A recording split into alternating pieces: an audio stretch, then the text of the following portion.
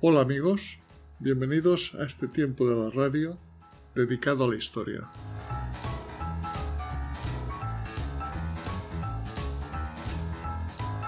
La princesa de Éboli es sin duda uno de los personajes más atractivos de la corte de Felipe II. En parte por su inquietante belleza, más provocativa aún por su famoso parche en el ojo derecho, pero sobre todo por ese vaivén de su fortuna, que le hace pasar de ser la principal dama de la corte a la que se muere, caída en desgracia, en la lóbrega prisión de Pastrana. Una mujer a la que llamaban la princesa, en una corte con muchas princesas, en un Madrid con las mujeres más bellas de Europa, en la que ella era simplemente la hembra. Durante años lo llenaba todo, lo dominaba todo, incluso su rey, el monarca más poderoso de la tierra, aquel en cuyo imperio nunca se ponía el sol. Esta era doña Ana de Mendoza y de la Cierva y de Silva y de Álvarez de Toledo.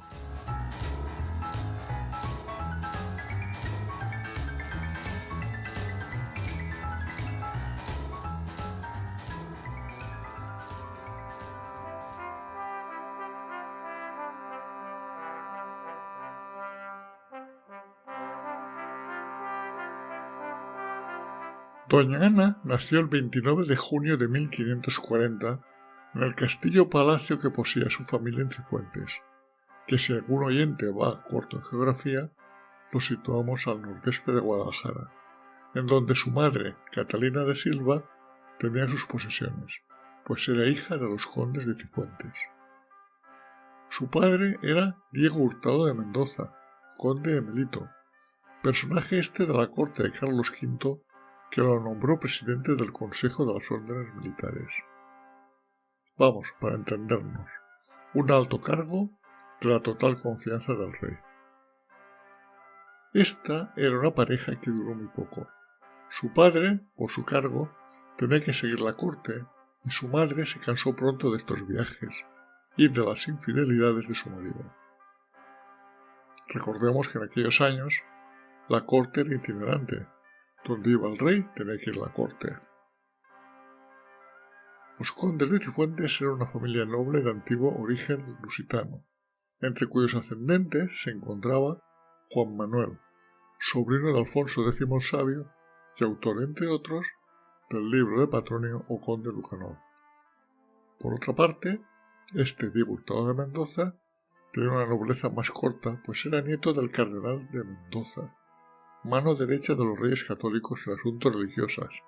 Sí, un cardenal con hijos, cosa que en aquel tiempo parecía casi normal, pues hasta la católica reina Isabel, cuando veía a los hijos del cardenal corretear por la corte, los llamaba los lindos pecados del cardenal. Así que nuestra recién nacida Ana era noble por los cuatro costados, por lo que no es de extrañar que con este tiempo esta niña se moviera como pez en el agua en la corte de Felipe II.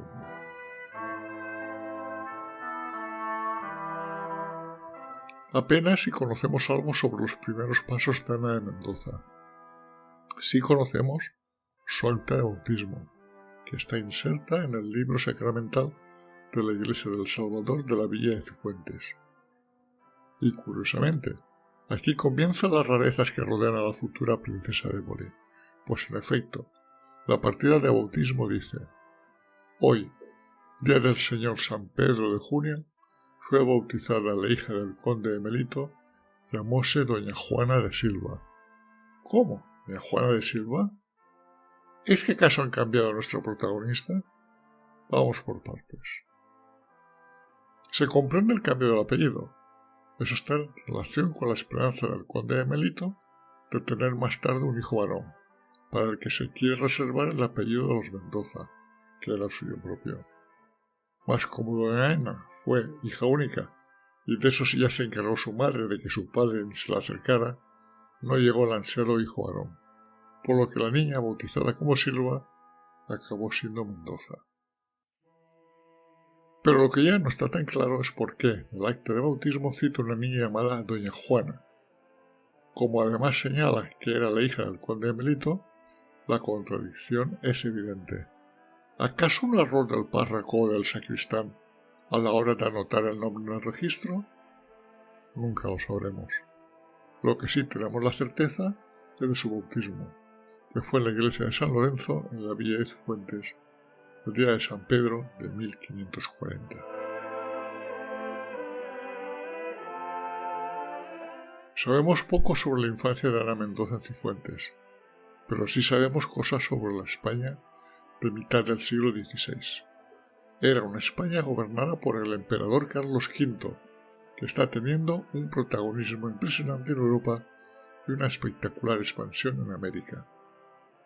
En aquel año de 1540, en el que nace Ana de Mendoza, el emperador se encuentra en los Países Bajos, donde la rebelión de su villa natal, la ciudad de Gante, lo obliga a una intervención rápida y enérgica, momentos estos en que actúa como regente en España el cardenal Tavera, arzobispo de Toledo, y entre otras cosas, como no, inquisidor general, cuyo retrato, confeccionado por el Greco basándose en la máscara funeraria del cardenal, podemos contemplar en el Hospital de Tavera en Toledo.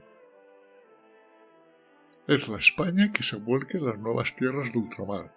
Precisamente en 1540, una expedición encabezada por Vázquez de Coronado, partiendo de Nueva España, descubre el fantástico Cañón de Colorado. Y aunque es muy posible que a nuestra protagonista esto no la afectara, en los años 40 del siglo XVI se sucedieron en Castilla varios años de hambruna por las malas cosechas, lo que siguió una mortífera peste que, según los cronistas de la época, afectaba más a los pobres al quedar sin defensa por el hambre padecida.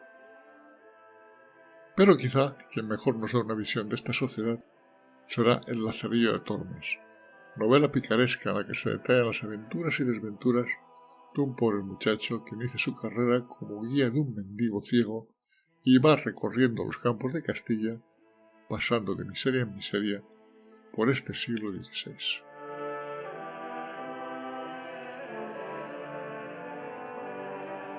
Y cuando todavía Ana de Mendoza era una chiquilla, ocurrió lo imprevisto. Apareció un pretendiente. Y eso en 1552, cuando apenas si contaba 12 años. Un pretendiente a su mano que pronto iba a ser aceptado por sus padres, conforme a las costumbres del tiempo, según las cuales los progenitores eran los que decidían los matrimonios de sus hijas, cuando éstas eran todavía unas chiquillas y sin tener en cuenta su voluntad. ¿Quién era ese pretendiente que con tanta fortuna aspiraba a casarse con aquella niña de la alta nobleza castellana? Podríamos pensar que sin duda se trataría de otro miembro de esa alta nobleza. Sin embargo, no sería este el caso. Este pretendiente sería un portugués, noble ciertamente, pero no de los más altos linajes de la nación vecina. Entonces, ¿cómo es que pretende casarse con Ana de Mendoza, la bisnieta del cardenal de España? ¿Cómo los condes de Melito aceptaron su petición sin poner ningún reparo? Sería un misterio si no supiéramos que detrás de aquel portugués estaba nada menos que el príncipe Felipe. Nuestro portugués se llamaba Ruy Gómez da Silva, un joven afortunado que había entrado en España en 1526 con el séquito de la emperatriz Isabel, y que desde entonces había permanecido en el seno de la corte. De ese modo, desde la más tierna infancia del príncipe Felipe, Ruiz Gómez de Silva se convirtió en algo más que un compañero de juegos, en el amigo, en el confidente y, en definitiva, en su privado. Al principio, la elegida para Ruiz Gómez de Silva fue Teresa de Toledo, hermana del marqués de Velada, don Gómez Dávila. Pero aquí de nada valió la protección del príncipe. Doña Teresa rechazó rotundamente la boda que se le proponía, y no hubo manera de convencerla ni de presionarla, porque ella emplearía un argumento decisivo en aquella época. No es que despreciara al pretendiente, o que estuviera comprometida con otro personaje de la corte, Era simplemente que había decidido meterse a monja, buscando así un amor a lo divino. Ante esa decisión, ni siquiera todo el poder del príncipe pudo hacer nada. Hubo que buscar por otro lado y fue cuando alguien sugirió a Ana de Mendoza. Hubo un intermediario, que fue don Juan de Silva, conde de Cifuentes y tío de la futura novia, para ver cómo respiraban los padres de Ana de Mendoza en relación con la boda que se les planteaba. Efectivamente, había una dificultad, y era la disparidad entre ambos linajes. De escaso relieve el del pretendiente portugués y altísimo el de Ana de Mendoza. Pero no en vano Ruiz Gómez de Silva tenía a su favor a Felipe II. Era impensable que una dama de la alta nobleza se casase con un noble de mediano linaje, máxime si era extranjero. Hacía falta la mano real. Y al principio de las capitulaciones matrimoniales lo deja claro. Dice: capitulaciones para el casamiento de Ruiz Gómez de Silva con doña Ana de Mendoza, celebrados entre Su Alteza Real el Príncipe Don Felipe y los condes de Melito, padres de esta señora. Verdaderamente asombroso. No es Ruiz Gómez de Silva el que capitula con los padres de su novia los términos de aquel contrato matrimonial, sino que es el propio Príncipe Felipe. Y luego las capitulaciones siguen detallando la parte económica. El conde de Melito debería entregar como dote a su hija 100.000 ducados, lo que equivale a unos 6 millones de euros al cambio actual. Y por su parte, el príncipe Felipe apartaba al matrimonio una renta anual de 6.000 ducados, equivalente a 360.000 euros actuales, para ellos y sus hijos descendientes legítimos. Vamos, que el matrimonio podría vivir sin estrecheces. Y un detalle golfo de los que marcan diferencias. Si leemos las capitulaciones, al novio portugués ni siquiera se le asigna el título de don, mientras que la novia siempre es tratada como doña Ana de Mendoza. Y finalmente, una cuestión de tiempo. Al conde de Melito establece un periodo de 2 años de aplazamiento para la consumación del matrimonio.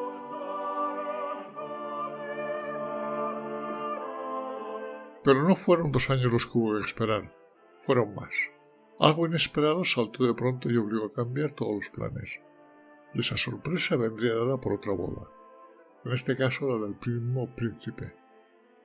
En un principio se fijó el compromiso con otra princesa portuguesa, en este caso María de Portugal, prima de Felipe. Y de pronto, la muerte, la gran transformadora de la historia, hizo de nuevo su aparición. El 6 de julio de ese año, de 1553, moría en Londres el joven rey Eduardo VI. Surgieron varios pretendientes, pero en verdad solamente uno tenía clarísimos derechos al trono vacante, y era una mujer, María Tudor. De manera que en el verano de 1553 sube al trono de Inglaterra una mujer, y estaba soltera. Al punto se dispararon todas las maniobras diplomáticas, todas las intrigas imaginables, partiendo de las más importantes cortes europeas. Y a todos les ganó por la mano Carlos V. No se trataba de proponerse él mismo como candidato a la mano de la reina inglesa, dado sus años y su postración física, pero ahí estaba su hijo Felipe, un joven a la flor de la edad. Es verdad que estaba comprometido con la princesa María de Portugal, pero también lo es de que ante una reina palidecen todas las princesas. Y de ese modo se olvidó la tranquila unión matrimonial con la corte de Lisboa y se inició la inquietante aventura de negociar la boda con la corte de Londres.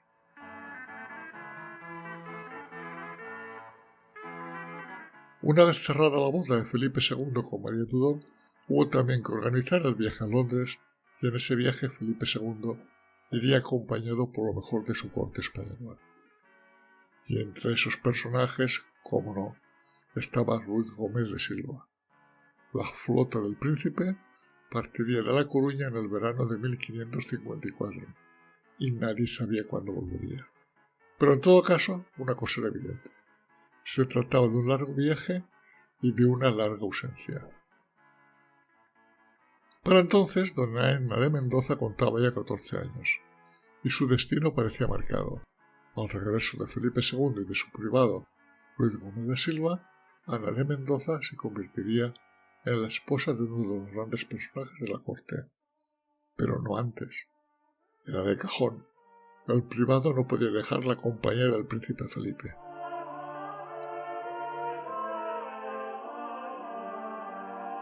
Y así está la cuestión, pues Felipe II no volvería a España hasta el verano de 1559. ¿Es que sería entonces cuando empezaría la vida de casada de Ana de Mendoza? Parece ser que no. En los primeros meses de 1557, Ruiz Gómez de Silva tuvo que hacer un viaje a requerimientos de Felipe por medio de las tierras de España. Y en algún momento del mismo encontró un hueco para consumar su matrimonio con Ana de Mendoza, que por entonces ya tenía 17 años. Y sucedió lo que tenía que suceder. A finales de 1557, Ana de Mendoza dio luz a Diego, su primogénito, el primero de sus 10 hijos, que murió unos años después siendo niño. De manera que hacia 1557 ya tenemos a doña Ana de Mendoza como una mujer casada con el principal personaje de la corte, Felipe II, una situación normalizada en 1559 con el regreso definitivo del rey a España y de su privado Ruiz Gómez de Silva. Comenzaría entonces una nueva etapa de su vida, la de una gran dama en la corte del rey prudente.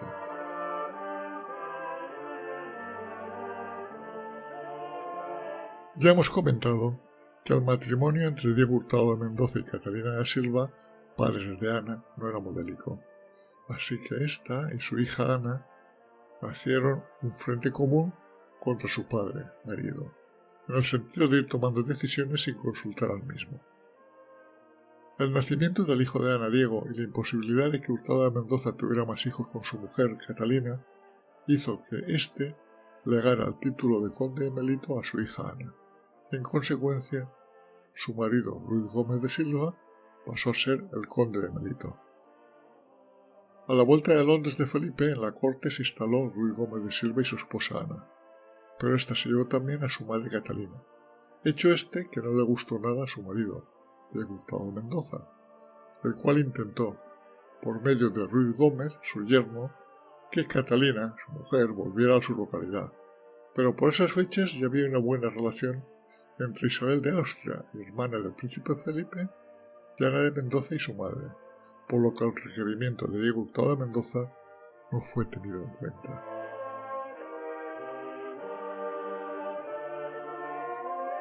En 1558 se produce la muerte de Carlos V, heredando Felipe II los reinos de España, Sicilia, Nápoles y Cerdeña. Cuando regresa Felipe II a la península, ya no se movería de ella, y junto a él estaba Ruiz Gómez de Silva. De a poco, el rey concede a su marido, a su favorito, el título de príncipe de Éboli, ciudad italiana que estaba bajo la honra de Felipe II. Esto ocurría en el verano de 1559. De ese modo, Ana de Mendoza se convertiría en la princesa de Éboli, cuyo nombre, como que ya sería muy conocido en la historia.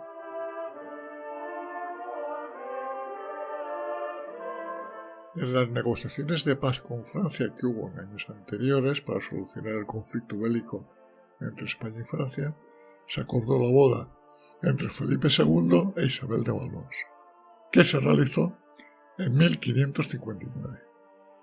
Esta era una joven princesa francesa que venía rodeada de otras damas de la corte parisina y que dieron un cierto aire fresco a la corte castellana. En el lenguaje cortesano español, estas damas eran las mademiselas, como la damisela de Metzagen, la madamisela de Riberac, la damisela de Saint-Hilaire. Y entre esas damas francesas había una italiana que, además, resulta ser una gran pintora, doña Sofonisba Anguissola, que acabará como pintora a la corte de Felipe II. Al lado de estas damas francesas, el rey coloca damas españolas para que atiendan el servicio palatino de la joven reina, entre las que estaba Leonor de Toledo, doña Magdalena de Guzmán, doña Luisa Manrique y doña Isabel de la Cueva, doña Juana de Austria, la hermana del rey, doña María Enríquez, la duquesa de Alba, y nuestra Ana de Mendoza, princesa de Éboli. Teniendo en cuenta que Isabel de Valois tenía poco más de 14 años cuando se casó, Felipe II intentó rodearla de lo mejor que había en el reino, con la misión de entretener a la misma, pues estamos ante una chiquilla, casi una niña, cuyo desarrollo como mujer fue muy tardío y de carácter añejo, hasta el punto de que le gustaba rodarse de muñecas y que se pasaba horas enteras jugando con ellas. A la reina, cuando fue creciendo, le gustaba improvisar excursiones campestres a lo largo de los más pintorescos de los lugares del Alcázar Regio, teniendo así, en pleno campo, rústicas comidas que divierten por su novedad y su contraste con la rígida etiqueta palaciega. Y a esas excursiones campestres la acompaña con frecuencia la princesa de Éboli. Y es en ese trato cercano entre la reina y Ana de Mendoza que hace inevitable que el rey viera a la misma como la dama de la corte que más le llamaba su atención por su juventud, su vivacidad y su belleza.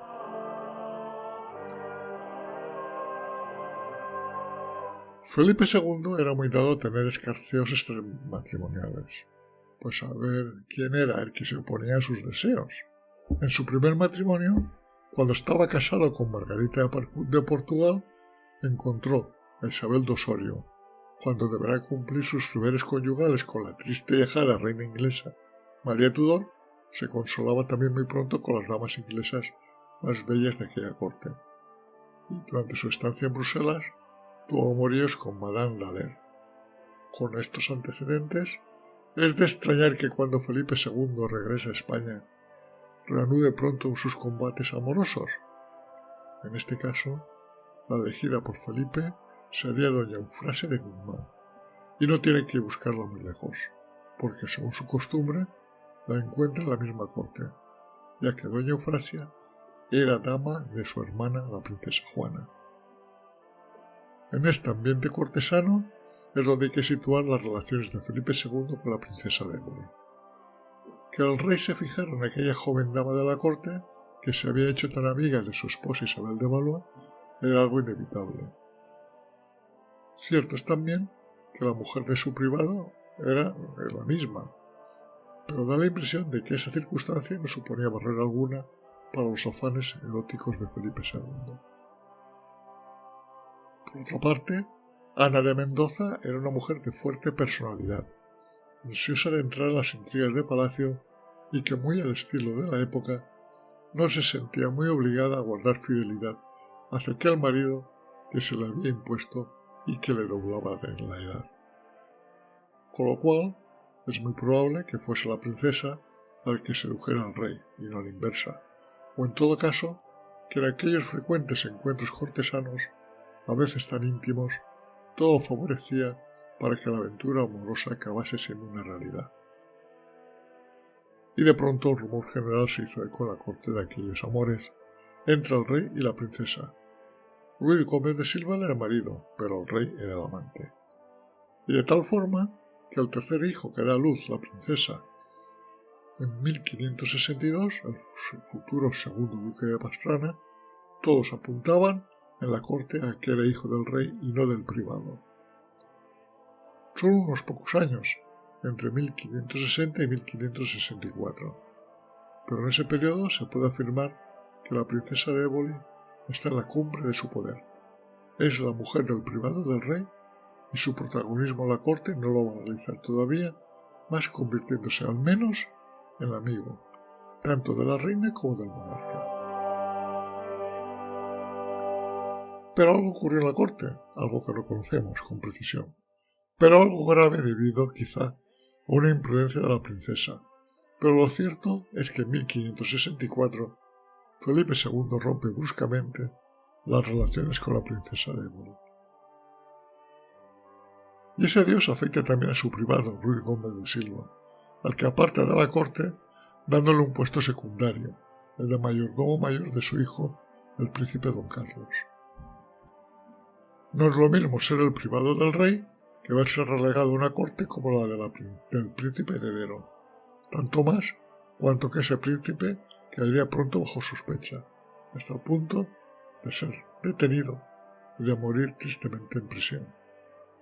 De esa forma, los tiempos de la privanza de Ruiz Gómez de Silva habían pasado, y con ellos los triunfos, las galas y los esplendores de la princesa de Éboli.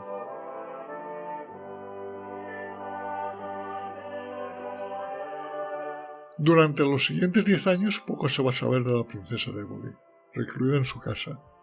Su marido, Ruiz Gómez de Silva, pasa a un segundo plano. Cuando el rey tiene que acudir a uno de sus ministros para ultimar unas jornadas de más alto nivel político, deja a un lado a su antiguo privado y acude al duque de Alba y a Juan de Austria.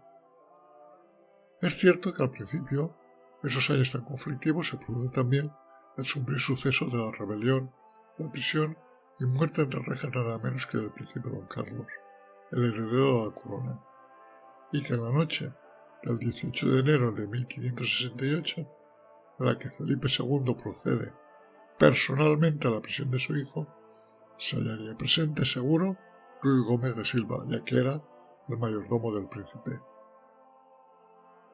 Felipe II, y como recompensa toda su hoja de servicios a la corona, y quién sabe si por algo más, pues era un rey muy generoso con sus antiguos amantes y sus sufridos maridos, el príncipe de Éboli fue nombrado duque de Pastrana, lo que le convierte en grande de España. Así que tenemos a Ruiz Gómez de Silva, ya lejos de la corona y volcado en su nuevo señorío, y que hace de aquella villa el centro de una actividad económica con el cultivo de la morera para la fabricación de la seda. Y mientras tanto, la princesa Éboli se convierte en prolífica madre, de forma que los hijos van sucediendo. En 1564 Diego, en 1565 Pedro, en 1566 Ruiz, en 1570 Fernando, y además 3 hijas, María de Mendoza y María de Silva, ambas muertas muy niñas, y la última, Ana, la que sería su mayor consuelo y que nacería pocos meses después de la muerte de su marido. Pero ocurrió que de pronto le vinieron afanes religiosos, y dado que la fama de Santa Teresa volaba por toda Castilla, Ana Mendoza quiso colaborar con la obra de la santa, promoviendo la fundación de un convento carmelitano en Pastrana. En 1569 funda la santa su primer monasterio para frailes de su orden y también se tantea otro de monjas, no sin caprichosas intervenciones de Ana de Mendoza que la santa rechaza firmemente. De modo que tenemos a la princesa de Éboli mostrando en todo momento su fuerte temperamento, hasta el punto de querer imponer su voluntad nada menos que Santa Teresa, en la forma en cómo debía llevar su vida las monjas del convento que quería fundar en Pastrana.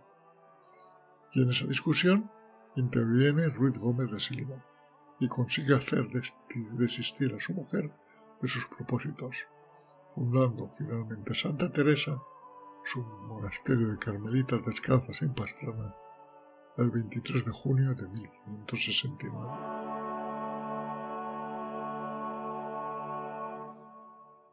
Y hasta aquí este primer audio sobre doña Ana de Mendoza, a la que le hemos visto crecer, su esplendor en la corte y su desarrollo como madre, en la que la dejamos con poco más de 30 años.